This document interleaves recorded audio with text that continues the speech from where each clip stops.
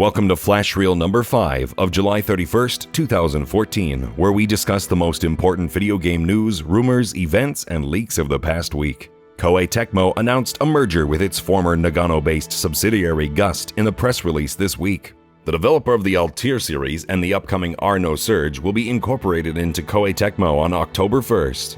Gust has long been a fully owned subsidiary of Koei Tecmo since all its shares were acquired in December 2011, but now the developer will cease to exist as a separate financial entity.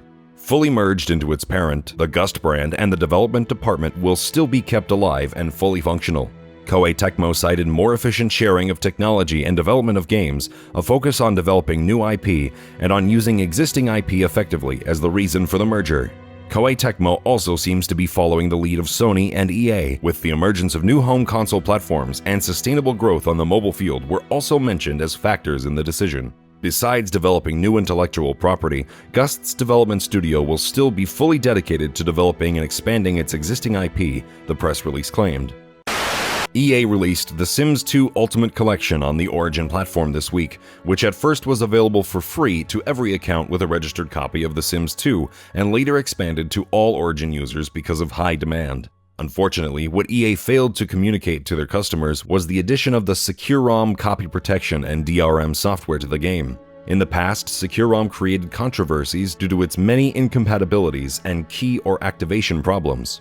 Especially affected are also users that use any kind of virtual disk drive software or certain hardware brands of optical drives, as their devices stop functioning after a SecuROM installation and require extensive system maintenance to reactivate. But perhaps the best known instance of SecuROM problems has to do with the amount of activation allowances a user receives with a certain game. With many games like BioShock or Spore, the activation limit was a mere 3 installations, and a call to customer service was required to extend the allowance of further installations. Before the Origin platform was introduced, EA also planned to use SecuROM as online DRM, where games like Mass Effect needed to be reactivated every 10 days.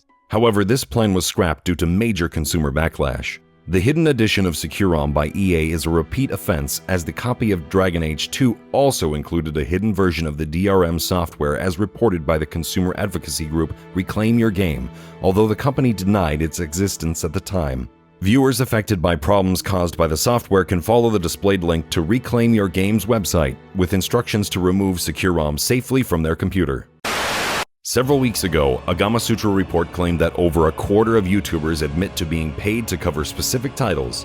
This week, more concrete numbers reported by Gamasutra have surfaced, and it seems only a tiny fraction of developers actually admit to currently paying YouTubers for video coverage of their games. Gamasutra reports that of the 325, only 1.5% claim that they have paid a flat fee to YouTubers for coverage, while 2.1% claim they had agreed to a revenue sharing deal.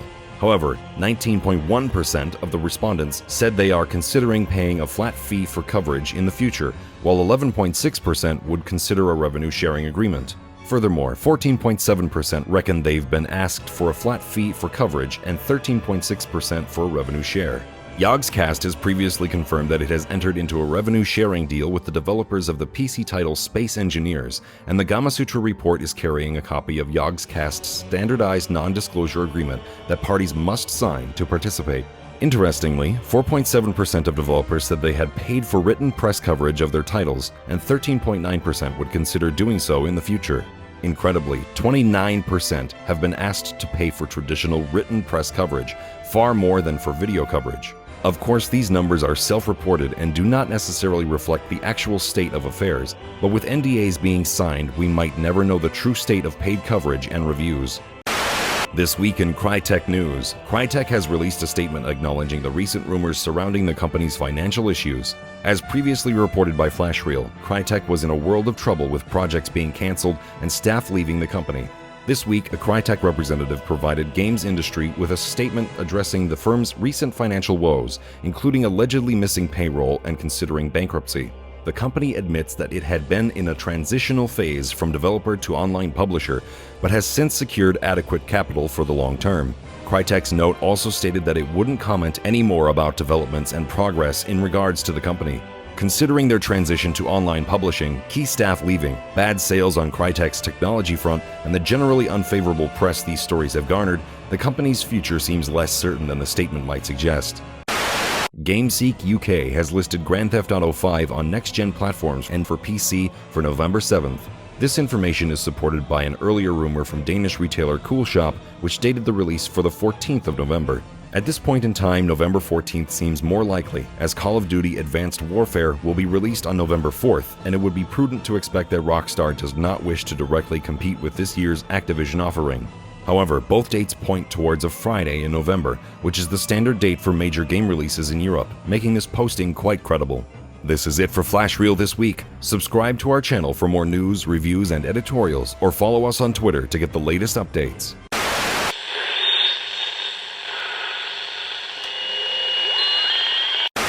Be mobile, be prepared. Buy console war bonds. Our troops are always on the move.